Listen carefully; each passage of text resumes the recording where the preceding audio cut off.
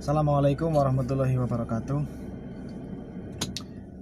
Teman-teman, kali ini saya di video ini tidak membuat project, tapi saya pengen sharing sedikit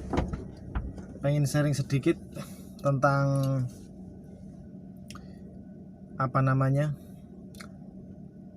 modus penipuan dengan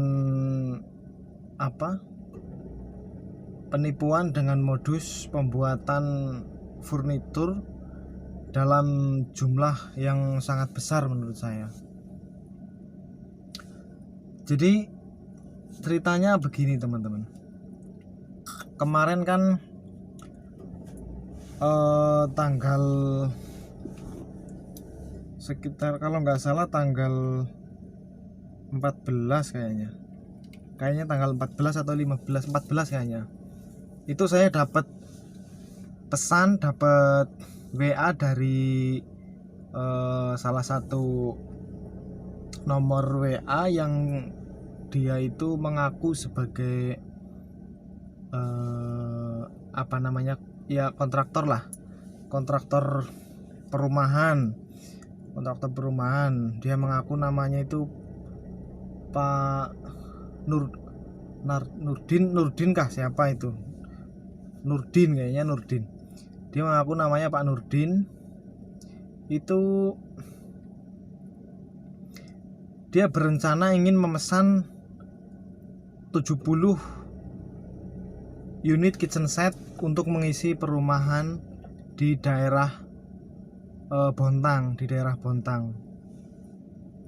Lah, gimana perasaan saya ya teman-teman ya, kayak mana bahagianya kan ini. Terus kemudian kan saya dikirimin PDF desainnya itu ya teman-teman. Saya dikirimi desainnya kayak gini desainnya. Nah, ini yang modus penipuan ini itu kitchen setnya itu desainnya seperti itu. Gimana ya, kompornya itu nggak ada, terus bagian pertemuan kabinet sisi satu dengan sisi ini kok ada salah-salah, itu kayak kurang profesional lah kalau menurut saya sih. Terus dari situ saya di WA, dia akan memesan 70 unit kitchen set. Nah, saya disuruh untuk membuat penawaran harga. Untuk pengajuan dia ke atasannya. Nah, saya disuruh membuat penawaran harga. Nah, saya posisinya kan di Sangatta ya teman-teman. Saya di Sangatta, sedangkan beliau rencana pembuatannya di Bontang. Kemudian saya bilang kan, saya telepon, Pak, ini kan proyek besar, bisakah kita ketemu dulu, nanti kita ngobrol biar nyaman, kemudian saya bikin penawaran harganya, gampang aja itu. Yang penting kita bisa ketemu dulu, kalau perlu kita langsung cek lokasinya, perumahannya di mana tepatnya, terus posisi kondisi dapurnya itu kayak gimana. Kan otomatis kalau kita mau bikin kan betul-betul disesuaikan dengan ukuran aktual di lapangan. Itu dia bilang gini, Mas, saya butuh foto KTP sampean itu buat kelengkapan berkas untuk pengajuan ke atasannya dia. Terus aku nggak mau ngirim foto KTP kan. Nah, akhirnya aku bilang, pokoknya intinya aku ingin ketemu, kan deket aja, saya di Sangatta, dia di Bontang bilangnya kan. Bisa nggak 2 hari ke depan, hari Kamis ketemu? Sampean bikin penawarannya dulu aja, Pak. Waktu itu hari Selasa. Kira-kira kapan penawarannya itu bisa dikasihkan ke kita? Dia bilang gitu kan. Ya udah Pak, besok tak kirimkan penawaran dari saya, harga per setnya gitu kan. Nah, dia WA duluan kan, gimana Mas, sudah ada penawarannya kah? Sudah Pak, ini satu setnya lumayan teman-teman, itu 25.400.000-an, 25.400.000-an. Itu kalau dikalikan 70 unit kan 1,7 M teman-teman. 1,7 M lah, apa namanya, saya udah kepikir ini kalau selesai project ini langsung beli Daihatsu Terios ini yang R Deluxe itu teman-teman, yang tanpa kunci Pak. Tapi dalam hati saya itu berkata jangan seneng dulu kayak gitu sih, dalam lubuk hati saya yang paling dalam gitu. Terus tapi aku ikuti terus gimana sih dia nanti sistemnya itu gimana. Nah terus tak bikin penawaran, tak ajukan, ini Pak sekian. Terus dia bilang, ini sudah fix kah Pak harganya, jangan sampai Bapak rugi loh, bilang gitu. Saya bilang, sudah Pak, ini sudah kami perhitungkan dan ini harga finalnya, saya bilang gitu. Terus kemudian oke Pak, nanti harga ini kita ajukan ke pimpinan kami, nanti Bapak dihubungi oleh pimpinan kami, dia bilang gitu. Terus kemudian selang berapa jam lah gitu, sorenya aku di WA sama yang sebagai pimpinannya dia di WA. Mas, selamat siang Mas, benar ini dengan Bapak Masrur? Ini betul Pak, ada yang bisa saya bantu? Ini saya pimpinannya Pak Nurdin, saya dengan Pak Ari Prasetyo dia nggak punya. Oh ya Pak, betul, bagaimana, aku bilang gitu. Ini Pak, untuk penawarannya kita setujui. Terus kemudian bisakah kita ngobrol sebentar? Saya telepon, oh silahkan. Terus kemudian telepon kan, ngobrol. Terus dia bilang gini, ini untuk proses selanjutnya, untuk proses tanda tangan kontraknya. Jadi dia tanya dulu, sampean domisili di mana Mas? Dia tanya sama saya. Loh, emang Pak Nurdin nggak bilang sama sampean nggak Pak? Nggak bilang, dia cuma ngurusin buat penawarannya itu kan. Oh iya, saya domisili di Sangatta Pak, Kutai Timur, Kalimantan Timur. Terus dia bilang gini, oh iya Pak, ini untuk selanjutnya, untuk tanda tangan kontraknya dilakukan di kantor pusat kita ya Pak, dia bilang gitu sama saya kan. Ini kita penawarannya sudah disetujui, kemudian tanda tangan kontraknya di kantor pusat kita Pak, di Jakarta gitu. Nah, terus prosedurnya gimana Pak? Bapak harus ke Jakarta dulu, nanti tanda tangan kontrak sekaligus penyerahan DP. Wah, ini aku sih sudah curiga ya, kenapa kok yang pertama Pak Nurdin itu nggak mau ketemu langsung kan, paling nggak aku tahu lokasinya lah, ketemu langsung. Project sebesar 1,7 M lah, masa cuma lewat WA kayak gitu ya. Cuma tak ikuti aja, gimana sih, aku sih udah firasat, sebenarnya udah ada firasat, cuma gimana sih dia mau ngambil duitnya gitu loh teman-teman. Aku udah ada firasat sih, cuma tak terusin aja, coba di mana dia ngambil duitnya gitu kan. Terus katanya kan aku suruh ke Jakarta tanda tangan kontrak. Dia bilang 1 minggu lagi ya Pak, nanti kita hubungi lagi untuk kepastiannya. Terus aku tanya, tanggal berapa Pak? Tanggal 22 lah, tanggal 22 sampai berangkat, nanti tanggal 23 sampai di Jakarta, bilang gitu kan. Terus untuk tiketnya gimana? Aku tanya gitu. Untuk tiketnya nanti dari Bapak dulu ya, nanti setelah sampai di kantor pusat Jakarta nanti kita ganti, bilang gitu kan. So aku mikir, terus dia ngambil duitnya di mana kalau memang ini penipuan gitu kan, modus penipuan itu dia ngambil duitnya di mana kan, aku masih bertanya-tanya ya teman-teman. Terus akhirnya pas ngobrol di telepon itu istilahnya tak majuin, Pak bisakah saya berangkat besok pagi, itu kan posisinya telepon habis maghrib lah teman-teman, habis maghrib, bisakah saya berangkat besok pagi Pak, jadi malam ini saya bisa siap-siap, besok pagi berangkat. Jadi sampai Jakarta udah bisa siang besok udah bisa sampai Jakarta.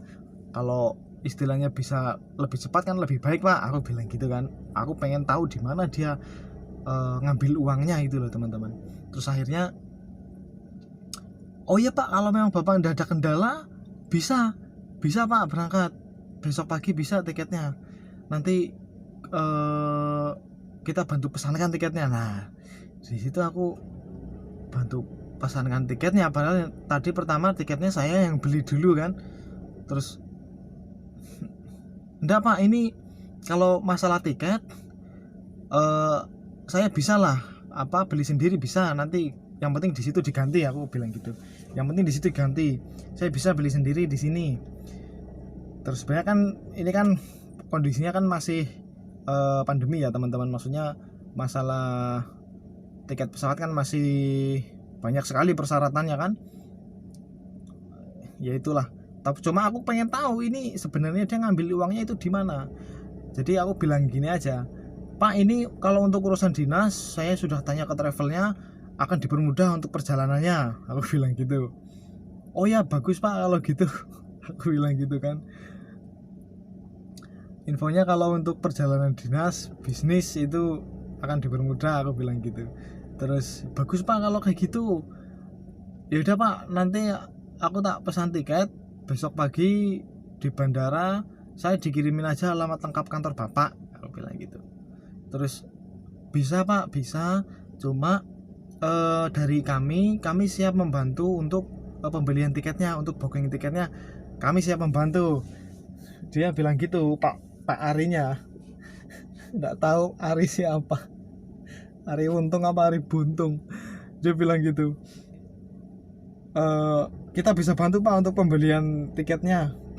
Terus kemudian, oh gitu kah, berarti nanti gimana, katanya saya yang beli tiket. Ya nanti Bapak transfer aja ke kita yang beli di agen di sini. Jadi Bapak nggak usah repot-repot beli tiket gitu kan. Bapak cuma ngirimkan foto KTP-nya saja gitu untuk beli tiketnya itu kan. Nah terus, oh di sini ketemu sudah. Berarti dia itu mau ngambil duitnya itu di ongkos tiket pesawatnya itu teman-teman, ongkos tiket pesawatnya. Jadi kita suruh transfer ke nomor itu, yang mana nomor itu adalah seolah-olah dia agen tiket pesawatnya yang sudah dia bookingan. Dan dia juga ngirimin PDF sebagai bukti pemesanan dia. Tapi lucu sekali, maksudnya kayak editannya logonya Batik Air itu miring. Memang saya ngecek di Traveloka, iya kah ada jam keberangkatan jam segitu? Ya betul. Ada keberangkatan jam segitu betul. Tapi aku yakin dia pasti juga udah cross check di Traveloka, siapa tahu dicek kan. Tapi aku tetap nggak percaya. Ini pasti di sini berarti dia mau ngambil duitnya. Bilangnya kita bisa pesankan Pak, soalnya kalau kita yang pesankan ada diskon, gitu bilangnya. Ya udah Pak, bagus kalau kayak gitu, malah terima kasih saya bilang gitu kan. Nah Pak Arinya itu bilangnya di pembelian tiketnya itu 1.600.000 saja. Jadi aku diminta transfer 1.600.000 ke nomor rekening yang dikasihkan sama Pak Ari itu, yang seolah-olah sebagai agen tiketnya itu. Nah dari situ saya bisa menyimpulkan. Kemudian kan saya direspon, Pak ini gimana kelanjutannya untuk perjalanannya Bapak, ini harus segera dibayar. Maaf Pak, batal saja. Saya tanya apa buktinya kan. Bukti coba Pak, kalau memang ini benar-benar project Bapak, ini benar-benar project real, saya minta foto perumahannya. Saya minta foto perumahannya yang sedang, bilangnya kan sudah 75% bilangnya pembangunannya kan, 75%. Saya minta foto perumahannya, terus saya minta foto dapurnya paling enggak kayak mana kan kondisinya. Intinya itu dia udah nggak bisa ngasih foto itu, malah bilang terus kalau nanti saya ngasih foto perumahannya, bapak gimana? Kan lucu ya, wagu banget sumpah. Sudah males ngurusin ini, udah pak batal. Akhirnya ya dia bilang, ya udah pak, kalau bapak memang nggak serius, udah kami tak cari orang lain, bilang gitu. Oh ya pak, siapa, aku bilang gitu. Udah habis itu nggak tahu hubungi apa, nggak ada hubungan lagi. Dari situ saya istilahnya lebih waspada lagi lah teman-teman ya, lebih waspada lagi kedok penipuan mengatasnamakan apa namanya, dia bilangnya sih dari PT Indomenko Mandiri di Bontang kan ada PT Indomenko Mandiri, tapi dia bergeraknya kan di pertambangan batu bara, bukan di perumahan. Ini kok di perumahan. Setelah itu sudah clear, selesai, berarti di situ dia mau ngambil duitnya. Baik teman-teman, sedikit itu ya informasi dari saya yang saya alami baru saja kemarin itu. Mudah-mudahan teman-teman lebih waspada, jangan tergiur dengan proyek yang besar tapi ternyata modus penipuan. Yang penting tetap waspada, istilahnya. Kalau prinsip saya sih, kalau bikin furnitur itu besar ataupun kecil, yang penting DP dulu lah, DP dulu 50%, baru kita kerjakan. Intinya kayak gitu sih kalau saya. Ya cukup sekian teman-teman video kali ini, semoga bermanfaat. Tetap semangat. Terima kasih yang sudah menonton. Jangan lupa subscribe channel ini ya, subscribe channel RDS Project supaya lebih berkembang lagi, lebih maju lagi, dan tentunya saya jadi lebih semangat bikin video-video berikutnya. Jangan lupa subscribe, like-nya juga jangan lupa dipencet ya teman-teman. Like, komen, siapa tahu ada yang pengalaman lain atau yang perlu bisa di-sharing, silahkan teman-teman komen ya. Kami siapa tahu yang nonton ini ada customer kita atau calon customer kita, silahkan. Insya Allah kita amanah, kita dari Sangatta, Kalimantan Timur, Kabupaten Kabupaten Kutai Timur, Provinsi Kalimantan Timur. Kita siap mengerjakan proyek furniture interior untuk area Kutai Timur, Kabupaten Kutai Timur, Sangatta, Bengalon, Wahau, Sangkulirang, kita siap. Nomor kita ada di nomor WA 0852 911 49828. Terima kasih. Wassalamualaikum warahmatullahi wabarakatuh.